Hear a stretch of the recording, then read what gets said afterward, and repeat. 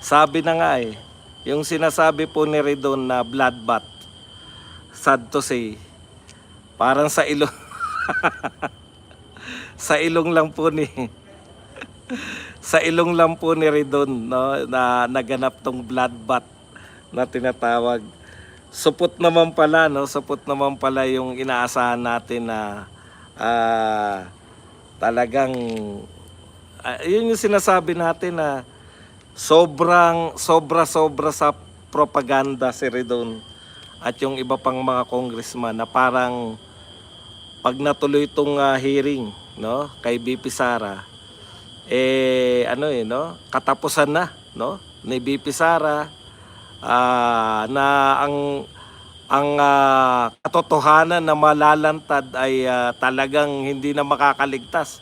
Tapos na ang karera ni BP Sara, no, pag nagtuloy-tuloy itong kaso po sa kasawiang palad, hindi po natin nakita yung bloodbath, no. Ang nakita po natin ay pilit na iniuugnay si BP Sara sa mga katiwalian. Unahin muna natin, mamaya si Madriaga, no. No. Kala ko bloodbath eh, puta. Dumugulang pala, sabi nga ni Amik. Maraming salamat Amik sa 199. Nosebleed lang pala siya. Grabe po. Puro kasinungalingan, correct. Una, tama po si Marcoleta, si Paulo Marcoleta. Alam niyo po, aminin ko po sa inyo, hindi ko po pinanood. Kasi dun pa lang po ako sa speech po ni anong pangalan nito? Ni Luis Tru, sinundan ni si De Lima, tapos si Abante. Sumuko na po ko eh. Ngayon, tapos ang haba po ng mahigit 1 oras, kung hindi ako nagkakamali, yung testimonya ni Madriaga. So kinuha ko na lang po, pinakinggan ko po yung kay Marcoleta. Alam ko, atakihin ni Marcoleta, tsaka yung kay Powa. Tapos, binasa ko na lang po yung ano yung mga pinunto nito ni Madriaga. So, una, katakataka na kiniklaim ni Madriaga na yung lahat po ng tungkol sa Duterte, parang siya po, sabi ko nga Superman siya no? Siya po yung pinaka inaasahan ni Duterte sa lahat ng bagay. Tinalo pa ni Madriaga si Matobato tsaka si Las Cañas sa pagkiklaim. Lahat po ng mga pagnanakaw di umano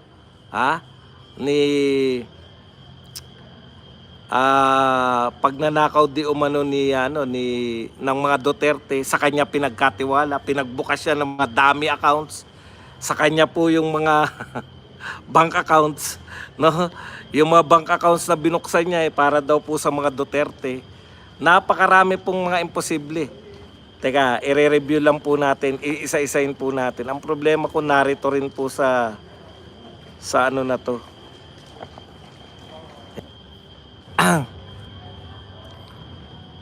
Dinaig pa eh. Dinaig pa ni Madriaga. Kasi tignan nyo po, yung kay Bongo tsaka kay Bato, di ba? Obviously, iba po yung papel ni Tatay Digong kay Senator Bato. Siya po yung kanyang kumbaga siya yung namumuno dun sa war on drugs, di ba? Siya yung pinaka-lieutenant. Tapos iba naman po yung kay Senator Bato. Kay Senator Bato naman, yung mga personal, yung pamamalakad naman po. Kita nyo yun mga sikat na puto na dikit. Mga sikat na puto na dikit kay Pangulong Duterte. Pero hindi pa po saklaw ni Senator Bato yung mga ginagawa ni Senator Bongo. Tapos ganun din po si Senator Bongo. Hiwalay din pa din po yung inaasahan ni Tatay Digong kay Senator Bato. Yun po dalawa na po yan sa pinakasikat na pinakamalapit, pinaka-inaasahan ni Pangulong Duterte. Pero dinaig po sila ni Madriaga kasi si Madriaga lahat po Hindi lang po kay Tatay Digong, pati kay Manscarpio, pati kay BP Sara, pati kay Tatay Digong, no? lahat po ng aspeto ng mga criminal activities, supposedly criminal activities daw ng mga Duterte, involved siya. Imagine niyo po yung kalokohan na yun, samantalang kay Tatay Digong, sa alam po natin kung yung diskarte ni Tatay Digong, iba-iba po no? Iba po yung sa kanya yung sa war on drugs, iba po yung mga pamamalakad niya, yung mga assistant niya sa pamamalakad, iba yung kanang kamay niya sa war on drugs. War on drugs pa lang to ha. Iba po yung ganyan yung trabaho ni Tatay Digong, iba yung pinagtitiwalaan niya, yung kanyang ES, iba pa yung ES niya, no? Iba pa rin po yung pinagtitiwalaan niya sa mga gawain na yung build. So kada may proyekto si Tatay Digong, mga susing tao iba-iba, no? Kasi ganun talaga yung hindi ganyan yung style ni Tatay Digong na iaasa niya lahat sa isang tao. Eh dito po puta pati mga personal na pagbabangko, si Madriaga po yung tao nila sa Pogo, si Madriaga yung tao nila sa nangangampanya, si Madriaga yung tao nila sa security ni BP Sara, si Madriaga yung involved sa mga criminal activities ng pamilya, hindi lang po ni BP Sara. Pati si Tatay Digong, pati asawa ni BP Sara. Pucha, parang imposible kasi siya yung kinontak ni Manscarpio para mailabas daw yung balitang-balita na wala namang napatunayan na yung magnetic na anong tawag doon? Magnetic, yung malaking magnet na pinagtaguan daw po ng mga droga. So, nakakabilib kasi isang tao, ang dami niyang trabaho sa hindi kay BP Sara, magnetic lifter. Ang dami niyang trabaho sa buong pamilya ng mga Duterte, nang sabay-sabay. Di ba? Alam niyo yung style na ganyan, nakita na natin yan sa ICC. Ibinintang nila kay Tatay Digong na siya yung Lord of all drug lords. Siya po yung Pogo Lord. Siya rin yung lahat ng krimen si Tatay Digong. Tapos tinahitahi nila yan kay Matubato at saka kay Las Cañas, no? So ngayon inuulit nila kay Inday Sara Duterte. Nung una talagang sabi ko, ano ba talaga pinanghahawakan ng mga to na sinasabi nila bloodbath? Alam ko po wala Bakit? Kasi nga Mary Grace Piatos, tinatyaga po nila Tinatyaga nilang gumawa ng issue out of nothing kay Mary Grace Piatos kasi kinukunan nila ng mga NSO o walang NSO si Mary Grace Piatos o hindi tao. Pati si Harry Roque pa pala. No, pati si Harry Roque pa pala. Ang dami niyang pinaglilingkuran. Yun yung point ko no. Pucha, hindi po, napaka-imposible po. Hindi po talaga, pucha, nasobrahan naman po sila. Dati po, si Matubato at si Las Cañas, sila po yung tagatahi ng lahat ng mga krimen di umano ni Tatay Digong. Ngayon, eto malupit. Mag-isa si Madriaga na inaasahan pagdating sa kriminalidad. Mag-isa si Madriaga na siya lang lahat, no? Sa lahat ng pamilyang Duterte at mga kaalyado. I-deliver mismo. Tignan nyo siya na yung head ng security. Tahi-tahi siya Legal si Madriaga. Pagdating po sa illegal si Madriaga pa rin. Pagdating po sa, kung napakataas po ng papel ni Madriaga, bakit siya pa rin yung personal na nagdi-deliver? Siya pa rin samantalang si Martin, congressman pa lang to Puta, iba pa yung nagdi-deliver, iba pa yung... Kaya napakalaking kalokohan Ano po yung mga kalokohan? Yung mga nasagot na dati, yun din po yung sinabi, halimbawa po, 1 billion. 1 billion, personal niyan dineliver, isinakay sa... Ano bang kotse yung pinagsakyan? Parang Toyota. O kung ano man yun sinakyan. matagal na po na-debunk na hindi po kasya yung 1 billion doon po sa pinagsakyan niya. No? Okay. Paano mo na i-deliver yun? Kumbaga, kulang sa research sa bigat ng pera eh. Iba talaga yung iba talaga yung totoong mga nagdi-deliver ng pera kasi isang malaking maleta, 50 million lang eh. Imagine niyo na pagkasya ni Madriaga yung 1 billion sa isang sasakyan at isang bigayan. So hindi na po, wala na po sa katotohanan yung 1 billion ni Madriaga. So napakaraming butas.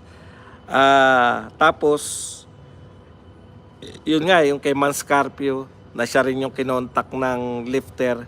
Pati po yung pagtakbo. Parang ang lumalabas po sa kanya dumadaan lahat eh. Yung lahat po na nangyayari sa mga pamilya ni Duterte, siya yung may huling say. No? May huling say si Madriaga, pati yung siya pa rin yata yung may huling say kung tatakbo si BP Sara bilang Vice President niya, no? Siya pa yung may go signal kung patatakbuhin si BP Sara. Hindi, no? Sa kanya umiinog. Kumbaga sa kanya umiinog yung pamilya Duterte. Putang ina, sabi ko nga, lupit. Napakalupit naman ito ni Napakalupit naman ito ni Madriaga. Isang tao lang siya, tinatahi-tahi niya lahat nung as in lahat, pati po yung political career ni BP Sara, alam niya lahat eh. No? Paano nangyari na pinagkatiwala na ni BP Sara ang lahat-lahat sa kanya? Okay. Kaya sabi ko, putya, talagang pinatotohanan lang nila. Nung una talaga, alam niyo yung paulit-ulit, malapit na malaman ng taong katotohanan. O ngayon po, ano po ang katotohanan na nalaman namin? Na si Madriaga at lahat kayo dyan sa Committee on Justice, matagal nyo nang pinaiikot yung mga tao at hindi po lulusot yan. Okay, isa pa. Bago tayo, yung sa iiyak si Madriaga, yung ba naman, alam mo nang scripted, no? Teka muna, parang pinahinto pa ni pinahinto pa ni Jinky. English lang, nakalimutan ko yung salitang English eh. Pero ang ibig niya sabihin, tignan po natin, no? Ulitin mo, bakit ka naluluha? Putang inang tindi. Kinakailangan i-emphasize yun na nagdrama. Pati yung motor na milyon-milyon, no? Lahat talaga, siya talaga lahat. Bibili ng milyon-milyon na motor, pati motor ni BP Sara, Ducati. Tapos, ano nangyayari sa'yo? Bakit ka naluluha ka ba? Ano ba yung binanggit mo? Ulitin mo nga, ulitin mo. Puta, sabi, ulitin daw ni Madriaga yung sinabi niya kung saan siya naluha. Inulit naman, alam ka agad. Ito po, naluluha, kinukwento naman kasi ilalagay po yun sa sa transcript po, malalagay po yan para sa report po nila na habang, bakit ka ba naluluha? Malungkot ako po, tangina lahat kami rito nalulungkot eh. Ang dami po nalulungkot. Pero hindi po umiiyak. At dito po ako nagulat, no? Kasi pag may nagtatanong, katulad kay Marcoleta, si Marcoleta kasi unang pinanood, pag ganun-ganun na lang ako, tsaka yung mga clippings na lang. Yung tinatanong ni Marcoleta na teka lang po muna, labag po yan. Hindi po natin sila questionin yung kanilang pagkatao. Yung hearing na to, hindi po pwedeng questionin yung pagkatao ni Madriaga. Ang ibig sabihin mga kapatid, pwede lahat ng sabihin ni Madriaga, lahat ng sasabihin ni Madriaga, tatanggapin ng committee. No? At bahala na raw, Senado lang daw po ang makakapag-question dito kay Madriaga kung siya po ay kapanipaniwala. Ayun yung sinasabi namin. No? Bakit po? Kasi naglagay po sila, malamang may nagpayo dyan sa kanila, malamang si Carpio yung nagpayo dyan sa mga yan. dahil pinitisyon po sila ni BP Sara, sila po ang masusunod dahil sila po, yung committee po nila yan. Hindi naman po trial yan eh. Kaya po sila masusunod dahil committee po yan ni Jinky Luistro. Lahat po nila nang gustong palabasin. Okay. Ang buong akala ko po ganito, no? Kasi siyempre, first time nangyari yan. Dalawang beses na po tayong panood ng impeachment. Pero first time po nangyari na may umepal na Justice Committee. Ang akala ko po, ang bawal po magtanong, bawal lang magtanong yung iba. Ang may karapatan lang magtanong yung Justice Committee. Ang akala ko po, itetest po nila yung validity, di ba? Ang akala ko ganun eh, yung isasalang nila para ma-question kung tama ba itong mga pinagsasabi nito. Ngayon, si Madriaga po, bawal palang tanungin ng kanyang pagkatao. Nung sinasabi ni Paulo Marcoleta, nung sinasabi po ni Congressman Marcoleta na PDL, nabanggit lang eto na kagad si Luistro. Teka po, bawal natin sabihin yan sa kanya kasi bawal questionin yung kanyang pagkatao. Baka pinalalabas na natin. Yun po pala, kahit na ano palang sabihin ni Madriaga, hindi nyo po pwedeng palabasin na nagsisinungaling siya. Wala po. Wala kayong pwedeng questionin yung kanyang pagkatao. Hindi nyo po pwedeng i-challenge. Ililinaw lang po kung ano yung mga pinaglalagay niya. Para saan pa yung ginawa nyo? Paano magkakaroon ng bloodbath in the first place? Yun na po pala yung pinaka-bloodbath. Ang pinaka-bloodbath pala ni Madriaga ng committee na yan, nang sabihin nila na hindi po 11 days. Hindi daw po 11 days ginastos. 18 hours lang daw ginastos. Si Madriaga daw ang gumastos nun. Pati pala, no? Pati yung confidential fund, kay Madriaga lahat. Pati siguro sa DepEd, lahat po siguro, no? Kay Madriaga lahat dumaan. Antindi. Pati po pag-appoint, kung sino po ang magiging pinuno ng Vice President Security Group, kay Madriaga pa rin. Lahat po si Madriaga. Kulang na lang sabihin, may relasyon sila ni BP Sara. Pati po yung sa nung estudyante po si BP Sara, alam niya rin po yung performance ni BP Sara bilang estudyante. Hindi niya naman kaklase. Alam niya po lahat.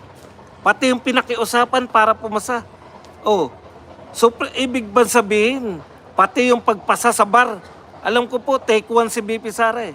Pati ba yung pag-take sa bar ni BP Sara, napakiusapan din? Yun ba yung pinalalabas nyo na peking abogado si BP Sara? Ang galing naman po. Napapakiusap lang po pala yung pagte-take ng bar. Supreme Court. Totoo ba yan na kayo ay... Totoo yan? Ang buong akala ko po, no? Pwede mong questionin para, di ba, papalabasin nyo nga kung kapanipaniwala. Yung pala, bawal palang questionin si, ililinaw mo lang. Halimbawa, ang mga paglilinaw mo lang, putya. Kailan naganap to? Yung sinasabi mo. Pero pwede, hindi mo nga pwedeng question, imposible naman yung sinasabi. Hindi mo pwede palang sabihin yung gano'n. Para saan yung hearing? Hearing lang talaga. Kasi nga po, mate-technical sila. Once na questionin nila, parang trial na po yun. Di ba? Meron sigurong nagpayo sa kanila na talagang clarification lang sa mga sinabi.